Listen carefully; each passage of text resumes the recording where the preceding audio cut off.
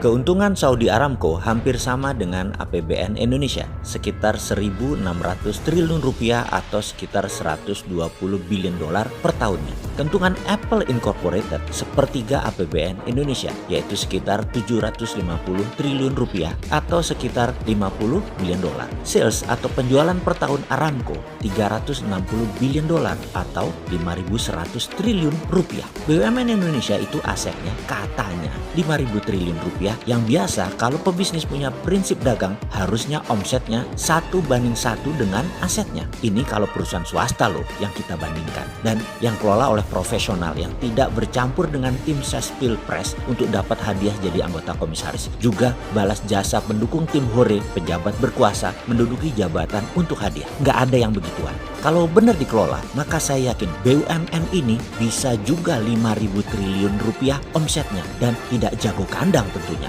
merambah ke luar negeri. Saat ini cara pengelolaan BUMN ini agak lucu. Masa BUMN lihat rakyat Indonesia sebagai pasar? Ya geblek aja kalau begitu. Rakyat Indonesia itu aset, bos. Yang namanya pasar itu di luar negeri. Bisa nggak mikirnya kayak gitu? Bisa nggak mindsetnya seperti itu? Rakyat aset, bukan market. Jangan menjual produk BUMN ke rakyat dengan harga mahal. Jangan paksa rakyat dengan produk BUMN yang tidak ada pilihan. Jangan buat rakyat bergantung kepada BUMN. Jangan buat BUMN ambil sisi hulu yang membuat UKM ditekan atau tertekan di sisi hilir. Buat apa ada BUMN kalau kayak begitu? Inilah salah kaprahnya pengelola BUMN di bawah kementerian yang sangat manja dengan regulasi-regulasi yang melindungi mereka dan dana APBN. Sudah kayak begitu, nggak bisa 1:1 lagi asetnya dengan salesnya. Apa itu maksudnya 1:1? Ini harus diterangkan karena mungkin sahabat sudah tahu, tapi buzzer nggak paham. Ini yang harus dijelaskan biar buzzernya pinter sedikit, komennya jadi bermutu. Sederhananya begini, kalau kita pebisnis, aset kita yaitu modal plus alat usaha dan lain sebagainya, katakanlah 500 juta. Kita punya penggilingan padi,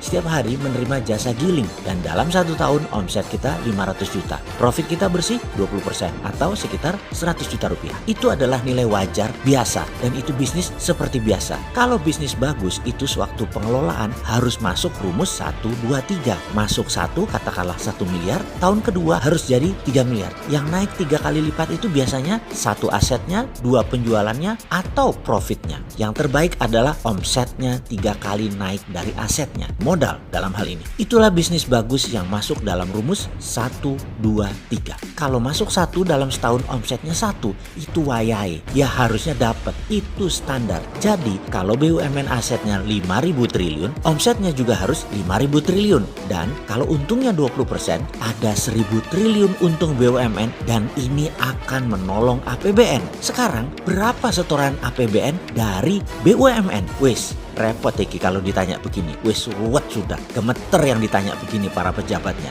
Kalau punya hati sih, wis kelihatan sudah asli nih. Jadi bagaimana ke depan ini BUMN? Mana nih sudah setahun jabat, sudah berapa banyak setoran APBN ke BUMN? Loh, kok APBN setor ke BUMN ya? Bukan harusnya sebaliknya, BUMN setor APBN. Kok masih netek sih? Kok bukannya nyetor malah minta disetor? Kok enak ya? Maaf nih bro, namanya pelayan publik pejabat itu ya. Jadi wajar kalau ada yang nanya. Bukan oposisi loh ya, maklum fans dirimu apa juga yang kamu perbuat itu bilangnya bagus. Kalau kita kan netral, Anda ya harus melayani sisi liar dari harapan publik lainnya yang bayar pajak, minta performa Anda. Mangkel loh yang bayar pajak lihat APBN tidak perform, APBN malah buat nyetor BUMN, BUMN yang nggak perform. Kalau nggak perform ya kita ingetin, kalau mau tahu caranya bisa meningkatkan omset dan profit BUMN, ya mbok kabar-kabaran, nanti kita kasih tahu, kita tolong.